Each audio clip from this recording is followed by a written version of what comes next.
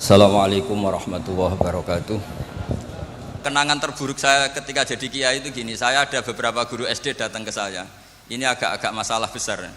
Gus, boleh enggak buka ujian nasional yang masih disegel? Semua guru bilang enggak boleh, itu kriminal kan. Ada satu guru yang bikin analogi agak kacau. Boleh saja. Wong ujian di kuburan saja dibocorkan para kiai enggak apa-apa. Itu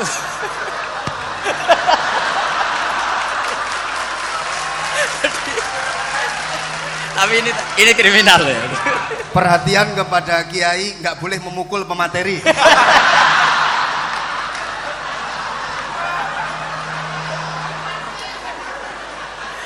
Jadi tentu itu analogi yang salah kan. Marrobuka kan, Tuhan kamu siapa, Nabi kamu. Tuhan kamu siapa, Nabi kamu siapa, imam kamu siapa. Ini kan sudah dibocorkan oleh para kiai. Artinya apa? Nak raiso jawab kebablasan gitu.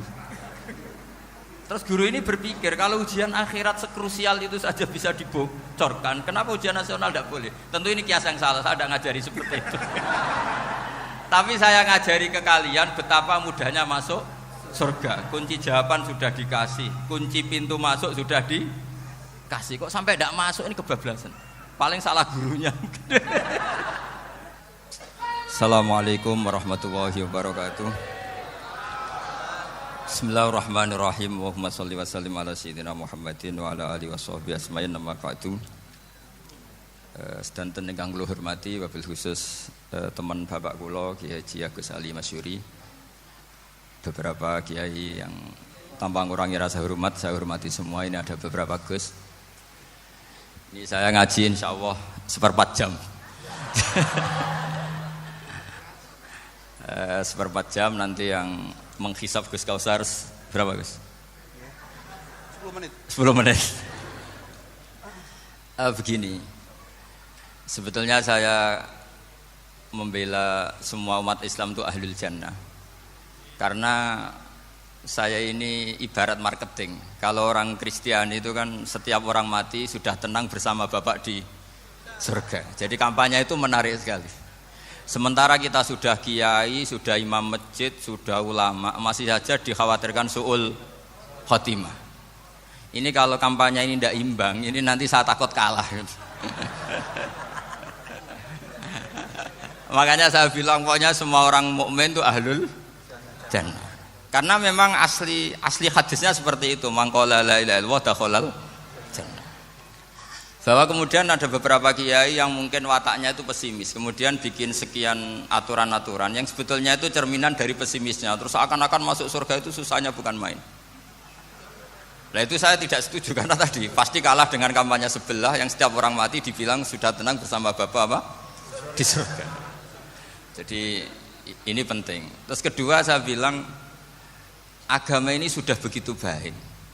Masa kunci surga sudah dibocorkan, miftahul jannah la ilaha illallah. Masa sudah pegang kuncinya enggak jadi masuk surga, itu kan aneh. Ya sudah masuk saja, tapi tidak usah minta bantuan saya, masuk aja, kan sudah pegang kuncinya. Terus ketiga, kenangan terburuk saya ketika jadi kiai itu gini, saya ada beberapa guru SD datang ke saya. Ini agak-agak masalah besar. Gus, boleh enggak buka ujian nasional yang masih disegel? Semua guru bilang enggak boleh, itu kriminal kan. Ada satu guru yang bikin analogi agak kacau. Boleh saja. Wong ujian di kuburan saja dibocorkan para kiai enggak apa-apa. Itu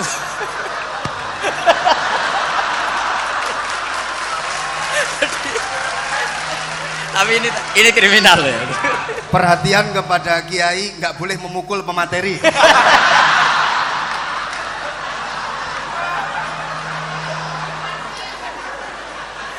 Jadi tentu itu analogi yang salah kan. Marrobuka kan, Tuhan kamu siapa, Nabi kamu. Tuhan kamu siapa, Nabi kamu siapa, imam kamu siapa. Ini kan sudah dibocorkan oleh para kiai. Artinya apa? Nak raiso jawab kebablasan gitu. Terus guru ini berpikir kalau ujian akhirat sekrusial itu saja bisa dibocorkan, kenapa ujian nasional tidak boleh? Tentu ini kias yang salah, saya tidak ngajari seperti itu. Tapi saya ngajari ke kalian betapa mudahnya masuk surga. Kunci jawaban sudah dikasih, kunci pintu masuk sudah dikasih. Kok sampai tidak masuk, ini kebablasan. Paling salah gurunya. Jadi ini kenapa saya sering cerita orang mukmin semuanya itu min ahlil jannah. Itu saya jamin. Sama tidak usah takut su'ul khotimah, tidak usah takut berlebihan seperti itu. Karena setahu saya, setidaknya saya mewakili ulama zaman ini. Rata-rata guru kita ini bermadzhab Syadzili dalam berkeyakinan berpikir tentang Allah. Di antara ini yang mulai saya ngomong serius, supaya tadi kan guyonannya sudah diambil Gus Reza sama Gus Kausar. Saya tahu kenapa mereka guyon. Kalau ngomong serius takut kalah sama saya.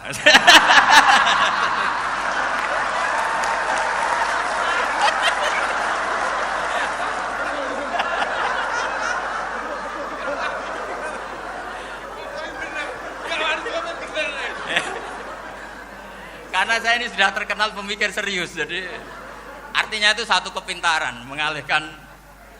Ya, oh ya, sudah itu satu kecerdasan. Tidak hanya ngalim tapi betul cerdas. Jadi itu bukti beliau ini cerdas itu. Saya berpikir begini, ini madzhab Syadzili. Kita semua tentu Syadzili karena kita semua ngaji kitab Hikam. Kita tahu kitab Hikam itu muridnya Abul Abbas Al-Mursi, Abul Abbas Al-Mursi muridnya Syekh Abil Hasan Asy-Syadzili. Saya masih ingat betul makalah itu dan saya ulang-ulang setiap saya ngajar di sarang saya ajarkan itu. Kilali kata Abdul Hasan Asy-Syadzili, saya pernah dapat hatif, dapat semacam ilham.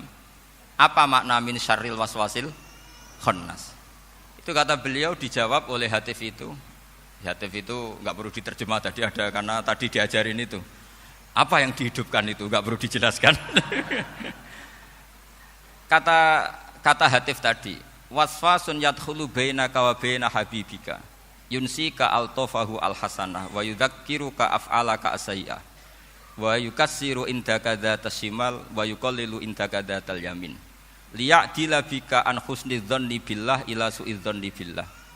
Jadi yang dikatakan waswas adalah kamu digiring untuk hanya ingat sisi-sisi kamu yang negatif, dilupakan bahwa Anda punya sisi-sisi yang positif.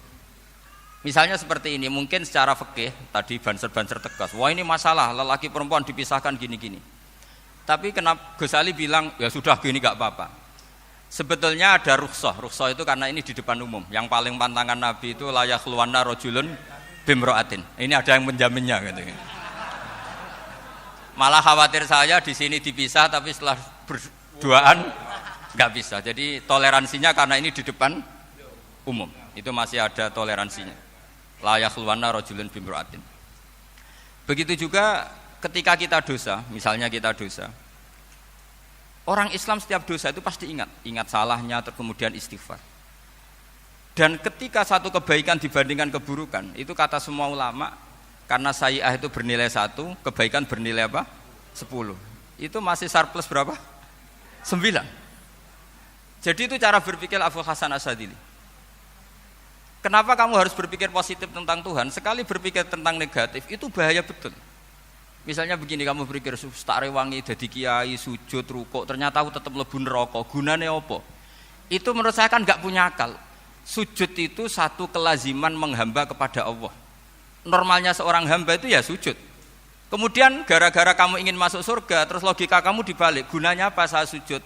Ternyata saya masuk neraka. Itu pertanyaan yang benar-benar bodoh dan itu menjadikan Allah benci. Logikanya dibalik begini. Ini saya ngomong serius karena ini bentuk kemenangan saya ini bentuk kemenangan saya. Saya berkali-kali ngomong di kota pelajar di Jogja karena banyak pengujinya juga. Bukan sekedar pendamping tapi penguji. Banyak yang profesor, bukan sekedar dokter, banyak yang profesor. Jadi biar ini dok. Begini, saya pernah ditanya sama seorang dosen, Gus, saya ini ngaji hadis banyak, tapi ada yang saya tidak paham, yaitu mangqala la ilaha illallah dakhalal jannah, ada kalimat wa in zana wa in saraka. Meskipun pernah zina, pernah maling. Ini kan seakan-akan mentoleransi perzinaan dan pemalingan. Terus saya bilang, oh makna hadis itu seperti ini. Jadi kebenaran absolut, kebenaran yang mutlak itu tidak akan terganggu oleh status perilaku seseorang. Saya berkali-kali memberi contoh. Orang yang ditangkap KPK akan bilang 1 tambah 1 2. KPK-nya juga bilang 2.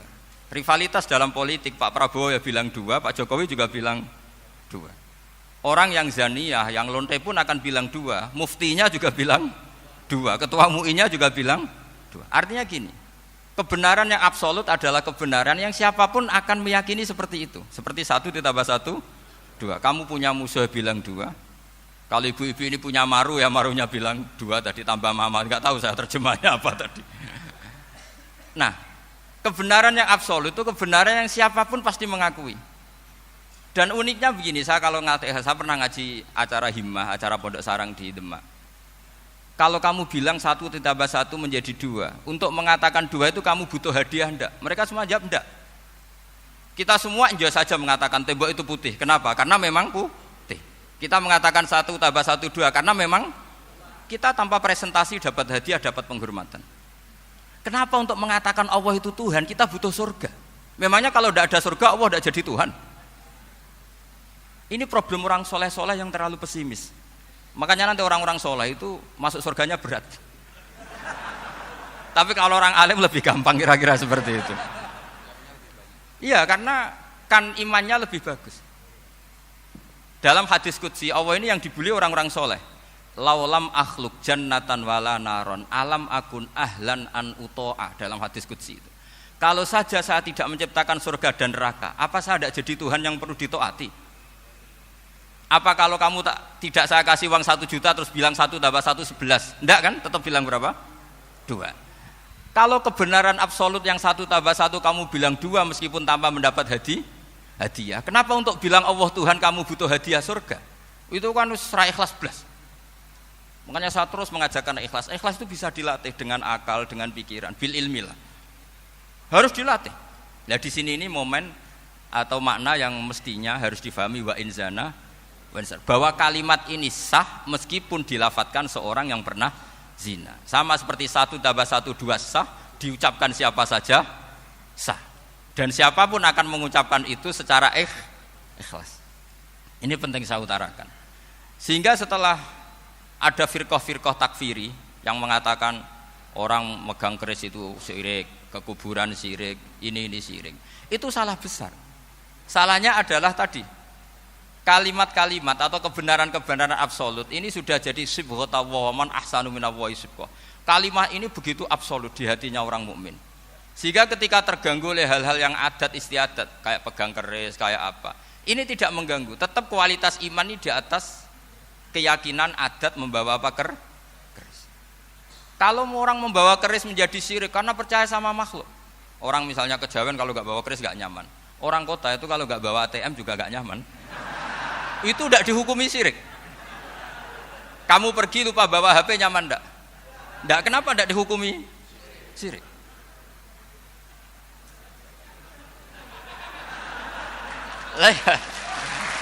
Jadi ini logika. Jadi makanya ini Gus Reza boleh ngeritik saya itu berkali-kali bilang saya termasuk ulama yang mau bikin gerakan cangkem elek. Karena nanti kalau saya nisbatkan ke Rasulullah itu tidak pantas, karena Nabi ahsanan nasi khalqau wa khuluqa. Tapi saya siap jadi bempernya Rasulullah sallallahu alaihi wasallam. Pernah ada diskusi di Jakarta, ini kisah nyata. Apa dalilnya setelah sholat salaman? Mana hadisnya? Itu dijawab hadisnya tentu kita kesulitan. Kalaupun ada hadisnya dhaif semua yang masalah musafahah. Akhirnya mau tidak mau dijawab pakai cangkem elek. Boleh enggak kamu setelah salam nyalain HP yang off? Boleh. Boleh enggak ke kamar mandi? Boleh. Oh berarti kencing boleh, nyalain HP boleh, yang enggak boleh itu ingat Allah. Karena mereka mengkritik wiridan, ngeritik salam. Akhirnya mikir deh. Ada enggak hadisnya orang setelah sholat nyalain HP? Enggak ada kan? Tapi mereka nyalain HP enggak hambatan, tapi untuk salaman masalahkan. Ke kamar mandi boleh, tapi untuk wiridan enggak boleh. Akhirnya mereka sadar, oh iya. Lama-lama dibisiki gini yang kelompok itu. Kamu itu korban aliran supaya kamu enggak ingat Allah, ingatnya HP-nya. Sehingga orang wiridan kamu kritik, orang nyalain HP enggak kamu kritik. Itu kelompok itu adalah kelompok orang-orang yang supaya orang Islam itu lupa Tuhannya. Itu gerakan cangkem elek tapi jadikan orang sadar.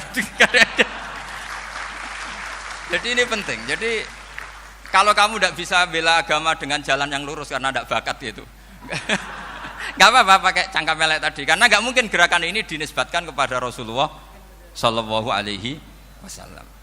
Kalau soal sanad, saya punya sekian sanad tentang itu, tapi tidak usah kamu ikuti. Ada orang tanya, ya Pak Kiai, kalau setan dibakar di neraka panasan enggak? Ya panasan. Lo kan setan dari api, ngapain harus panasan? Kan materinya sama. Terus Kak Kiai tadi gak kesulitan, dia ngambil pasir, disawur di wajahnya. Wah sakit Kiai, kamu kan dari tanah, kena tanah kok. Jadi itu ada sekian, artinya gini ya, kalau kesulitan jawab pakai baik-baik ya sudah pakai cangkem melek itu aja karena. Tapi tentu kan gerakan ini tidak mungkin dinisbatkan kepada para nabi. Tapi saya pastikan meskipun nggak bisa dinisbatkan kepada para nabi dari segi cangkem melek tadi, tapi secara semangat itu sama. Saya punya sekian contoh. Bener Gus Riza tadi gojok saya ngawur-ngawurnya itu masih punya sanad. Itu pas saya ngawur pun masih punya apa? Sanad. Nabi Ibrahim itu ketika faja'alahum juzatan illa kabirallahum itu si berhala paling besar dikasih kapak. Ketika mereka geger, ini siapa yang memecahkan berhala-berhala kecil? Kata mereka, sami'na fata yadhkuruhum yuqalu lahu Ibrahim. Ya kira-kira Ibrahim lah gitu. Terus setelah Ibrahim didatangkan, siapa yang melakukan ini semua? Ini jawaban Nabi Ibrahim, bal fa'alahu kabiruhum hadza. Ya tanya yang bawa pedal, saya kan tidak bawa kan. Terus kata orang-orang, otak kamu itu di mana? Masa berhala disuruh nanya, kan nggak bisa ngomong. Ibrahim kembalikan, uffil lakum walima ta'buduna min dunillah. Lalu otak kamu di mana? Sudah tahu nggak bisa ngomong kok disembah gitu. Itu ada kata uffin loh. Uffin itu kalau diterjemah kira-kira ya agak-agak jancuk gitu. Kira-kira seperti itu. Ya kira-kira seperti itu. Jadi sekarang dalilnya jancuk apa Gus?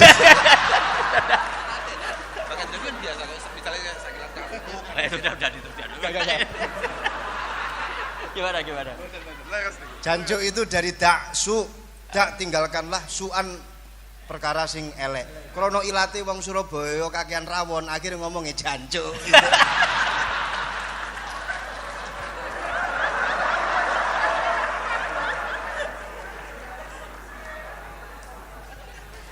Jadi mulai dulu melawan kebatilan itu harus pakai logika yang vulgar. Karena memang nggak mungkin dengan bahasa-bahasa priayi itu nggak mungkin. Dan ini penting saya utarakan. Nah, kalau nanti nggak mungkin dinisbatkan kepada Rasul karena Nabi adalah ahsanan nasi khalqa wa khuluqa, kita yang ngambil alih saja. Gus Reza, saya, Gus Kaustan ini cara cangkem elek kan pantas. Luas. Selain bakat ya sudah natural. Karena memang itu cara kita menjelaskan kebenaran. Saya ulang lagi, itu cara kita menjelaskan apa? Kebenaran. Mau tidak mau. Saya pernah ditanya sama seseorang, Gus, beberapa nabi itu kan poligami. Poligami itu bukti hiperseks. Karena yang tanya itu orang nasionalis yang nggak pati senang Islam. Terus tak balik tanya, perempuan itu makhluk lemah enggak? Ya lemah. Kalau nolong lama satu itu gimana? Ya baik. Kenapa nolong dua jadi tidak baik? Harusnya kalau nolong tiga tidak baik. Tapi saya tidak dukung poligami. Nah, ini cerita saya. Setidaknya mereka jadi ingat. Saya itu pernah ditanya agak-agak orang ateis. Dia benci Islam tapi neliti Islam. Pertanyaan kedua, kenapa dalam perang itu seakan-akan Nabi itu perampok? Hartanya orang kafir disita kemudian menjadi ghanimah. Itu kan kayak ngerampok. Terus saya tanya gini, kalau ada penjahat ke rumah kamu kemudian pakai senjata api, setelah kamu ringkus, itu senjata api kamu kembalikan apa kamu sita?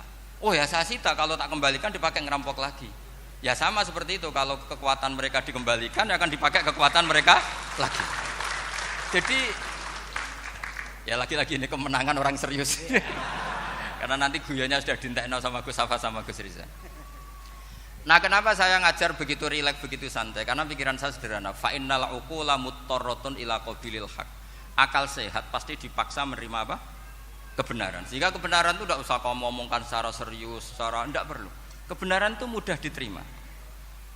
Saya itu pernah ngaji berkali-kali di Jogja di mana-mana sampai ada buku seorang dokter nulis tesisnya itu bangga lagi menjadi muslim setelah ngaji saya itu. Karena saya menerangkan itu ringan. Orang Islam itu harus mencintai Allah. Ciri utama cinta itu tidak tegang, rileks. Saya bilang begini, kalau kamu pernah 1 tahun digratisi orang rumah, makanan, kamu kira-kira itu mudah nggak mencintai orang yang berjasa sama kamu, minjemin rumah dan ngasih makan gratis? Mudah kan?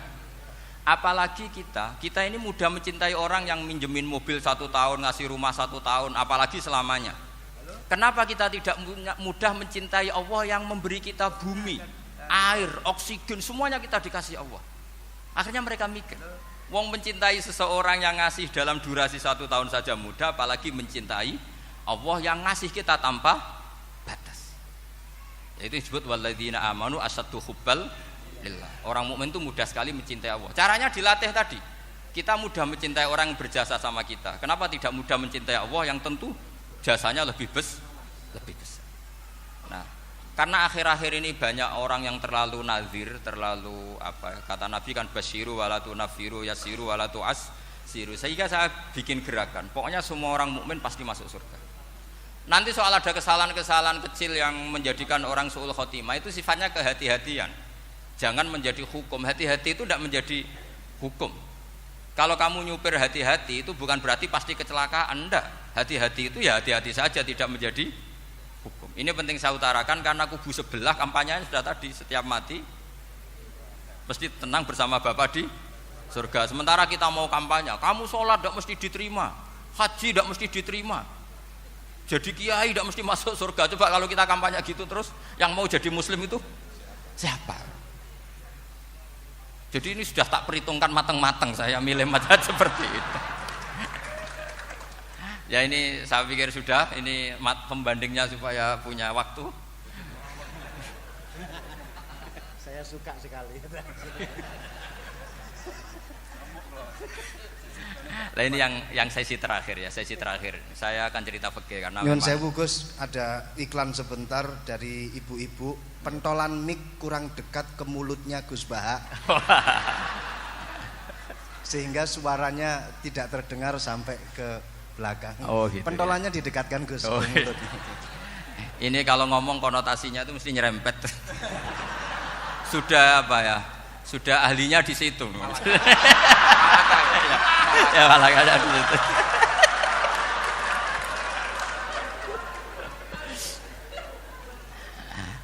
Dalam sesi terakhir saya cerita pentingnya pembanding. Imam Rafi'i itu yang ngarang kitab Muharrar. Kitab Muharrar ini adalah ringkasan dari kitab Al-Wasit. Al-Wasit itu karangannya Imam Ghazali. Al-Wasit sendiri ini khas ngaji NU, karena NU maknanya Nahdlatul Ulama, gerakan para ulama. Jadi kalau nggak ngerti alim-alim seperti itu ya ada NU. Sebenarnya sampai itu pasnya Nahdlatul Ummah, gerakan umat. Tapi kan sudah jadi partai politik Nahdlatul Ummah.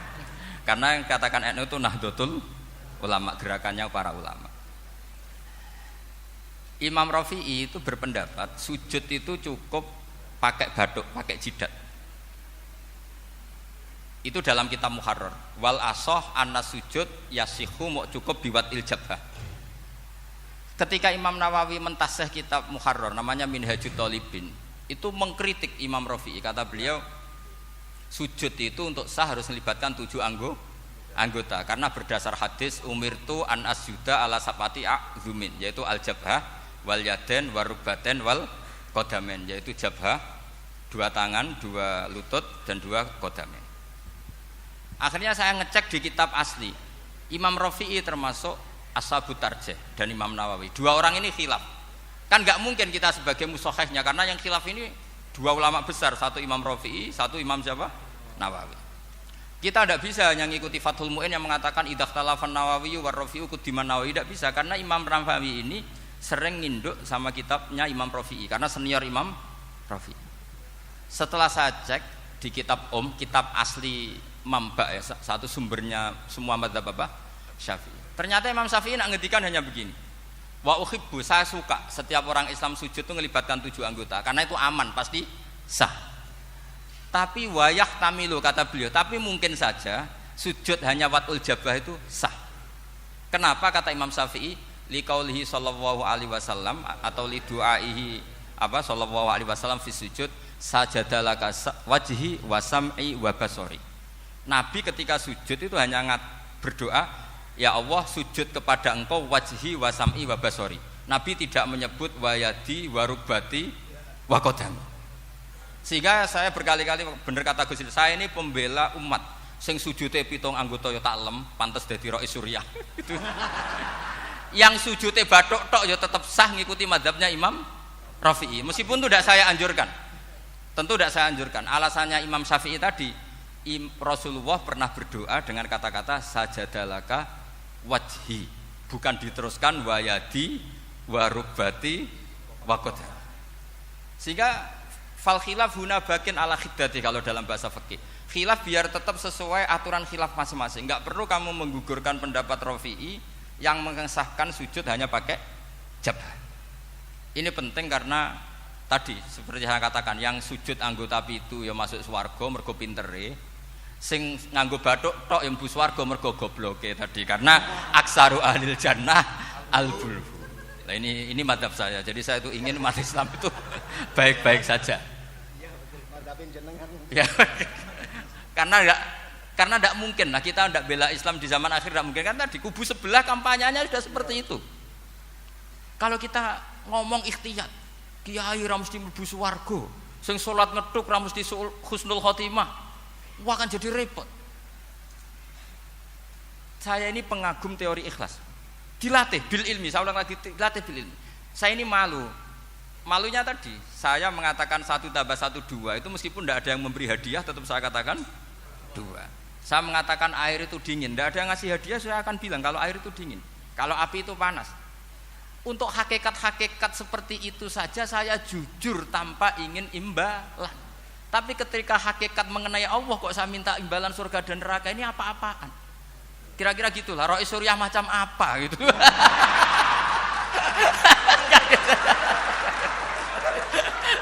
Ya saya kira demikian. Assalamualaikum warahmatullahi wabarakatuh. Waalaikumsalam warahmatullahi wabarakatuh. Alhamdulillah. Baru kali ini ada seminar yang dikritik terus sama pemateri itu pendampingnya. Mestinya pembandingnya. Tapi luar biasa para milenial semuanya, Masya Allah, terlihat wajah-wajah surga di majelis ini. Walaupun toh yang hadir tidak semuanya milenial, ada post milenial juga di sini. Ada yang Gus dan juga ada yang Kiai. Kalau Gus biasanya kan masih bisa tolah-toleh, kalau Kiai harus fokus. Tapi yang paling fleksibel di PWNU Jawa Timur, yang paling enak itu adalah beliau, Kiai Haji Agus Ali Mazhuri. Enake pripun? Dadi kiai ya iso, dadi Gus ya iso. Itu posisinya paling enak di antara pengurus-pengurus yang lain. Tepuk tangan untuk beliau. Enggak apa-apa. Langsung saya buka pertanyaan. Yang ditanya 2 orang, jangan pendampingnya. Yang ditanya 2 orang. Kalau enggak Gus Baha, Gus Kausar. Saya hitung sampai 10, enggak ada pertanyaan, kita tutup dengan doa. 1, 10. Ada yang 2 mawon nggih, pertanyaannya 2. 1, monggo. Yang perempuan, saya ingin yang perempuan, monggo. Sudah 2. Silakan.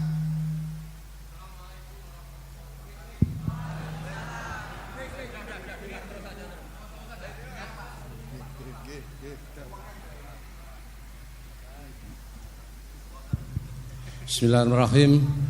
Assalamualaikum warahmatullahi wabarakatuh.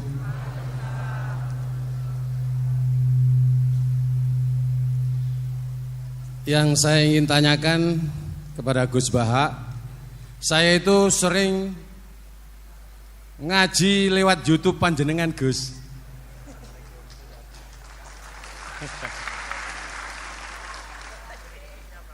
Insya Allah ilmu saya tambah walaupun tidak banyak.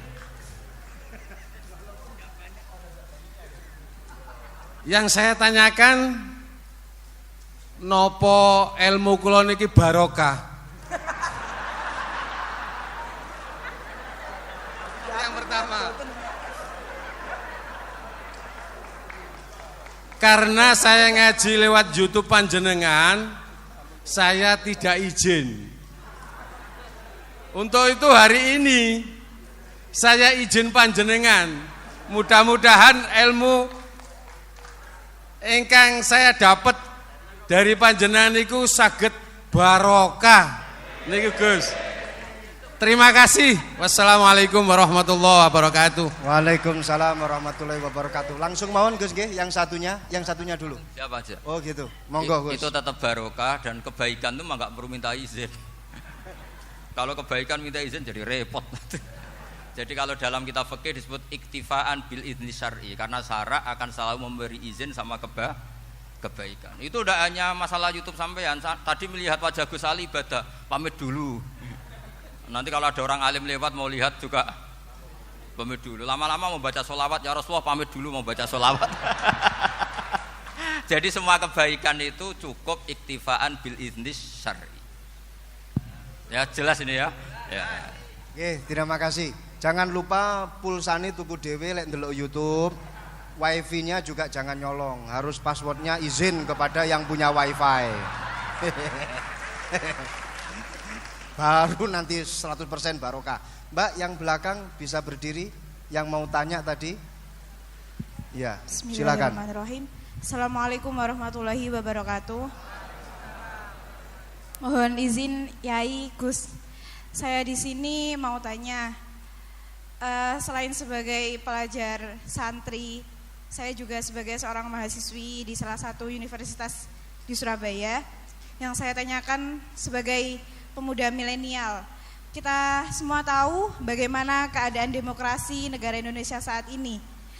Yang saya tanyakan bentuk dari hubul waton minal iman. Hubul waton di sini, bolehkah saya sebagai seorang mahasiswi menyuarakan pendapat saya, berjuang bentuk ijtihad demi keadilan berupa demonstrasi?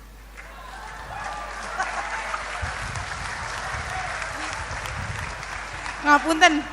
Yang saya tanyakan di sini, bagaimana menurut Gus, apakah saya melakukan demonstrasi ini sudah baik atau sangat baik atau mungkin perlu dikaji kembali? Terima kasih. Wassalamualaikum warahmatullahi wabarakatuh. Hubungan antara demonstrasi dan hubbul wadon minal iman.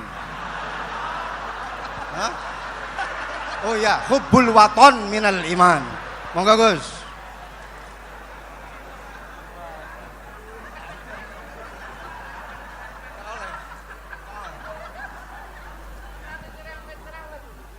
Ini benar-benar ahli.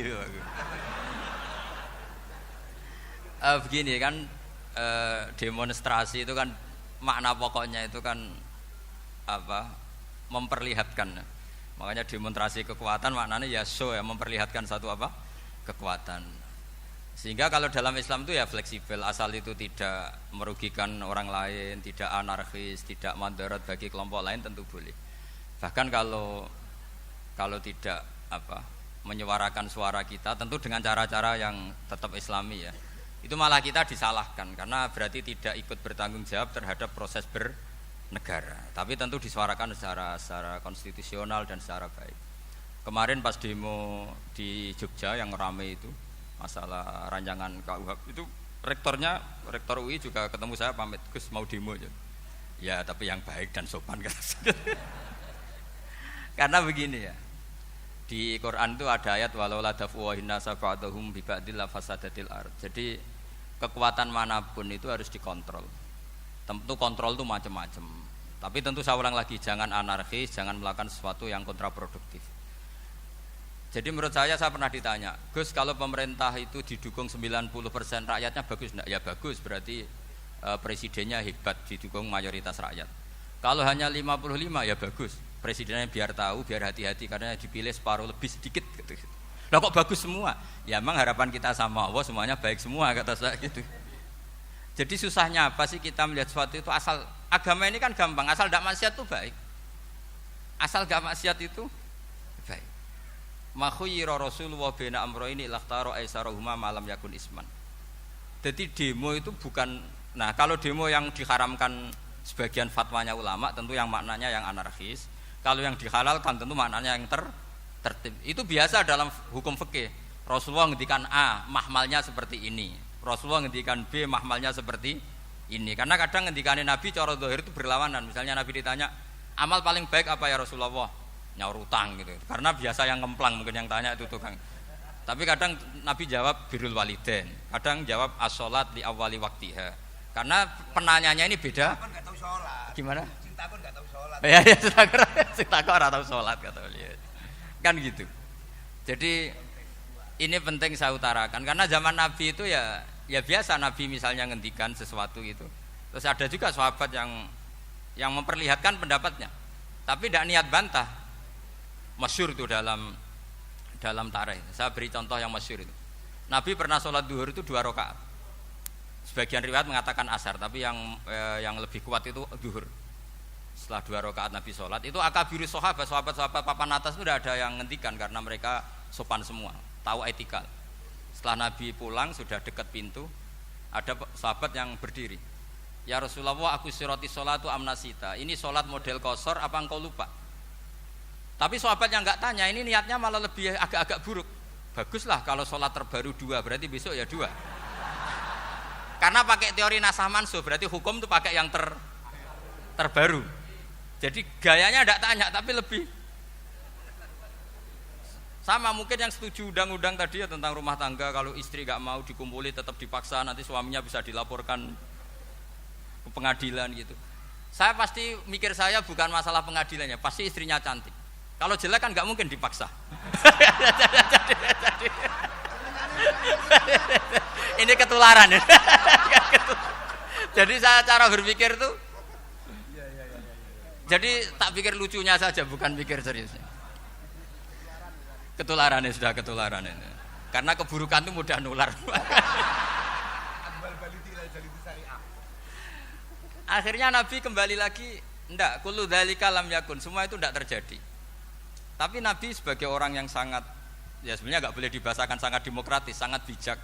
Nabi kembali lagi ke mimbar terus tanya, ahakun maqalahu dzulyaten, apa betul yang dikatakan dzulyaten tadi? Kata sahabat semua, betul ya Rasulullah, tadi engkau sholat hanya 2 rakaat. Nabi kemudian takbir lagi, meneruskan 2 rakaat terus salam. Artinya kalau demonstrasi itu dengan makna mengutarakan pendapat dengan cara yang dijamin konstitusi, ya itu kan normal-normal saja, nggak ada masalah. Saya pernah derekno bapak, itu ada pertanyaan yang benar-benar mengusik saya. Ada orang miskin datang ke bapak, Pak Yai, dadi wong melarat itu ra enak. Sajane ya wis suwe dadi wong melarat ra enak. Itu pas Ramadan. Kenapa kata bapak? Bapak saya itu teman akrabnya Gus Ali, itu senengannya ya guyon, mau meninggal aja masih guyon. Bapak itu guyon terus. Kenapa ya? Sudah puasa nggak makan, buruh orang, macul itu kan berat. Mau istirahat nggak boleh karena buruh orang. Enak dadi wong sugih puasa diam di rumah gini-gini terus. Terus kata bapak saya gini, enak wong melarat. Dadi wong sugih nak poso berat. Kok saged ya? Besok mangan pecel, awan rawon, enggak sore sidik sate. Jadi yang harus ditinggalkan itu banyak. Nak sampean kan biasa meninggalkan itu semua. Semenjak itu dia, oh iya, nak ngono podo-podo abot. Jadi hasutnya pada orang kaya terus nggak ada. Nah ini pentingnya ilmu. Jadi pentingnya pendamping tadi itu. Setelah diberi jelasan, oh maturun ternyata podo-podo abot gitu. Dia nggak tahu susahnya jadi orang kaya. Ya sama seperti tadi. Yai saya puasa. Kerja gini-gini bojo sitok elek terus dari yang bojone 4 cantik semua abot aku. Karena harus ninggalkan 4 yang cantik tadi yang bisa menghidupkan tadi itu. Itu kan juga demonstrasi, artinya mengutarakan apa yang, jadi itu saya pikir seperti itu. Ya ini mohon gitu aja ya. Assalamualaikum warahmatullahi wabarakatuh. Waalaikumsalam warahmatullahi wabarakatuh. Tepuk tangan untuk beliau. Kita doakan semoga beliau sehat walafiat, panjang umur, jembar rezeki, jembar urip, jembar awak, tambah rezeki, tambah bojo.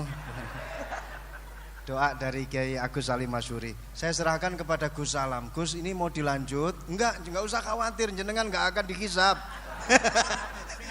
Iya, ini dilanjut atau sudah off sampai di sini? Sambun? Lanjut.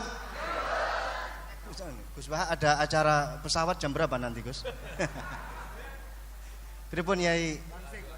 Doa mawon. Sampun nggih. Monggo saya serahkan kepada. Assalamualaikum warahmatullahi wabarakatuh.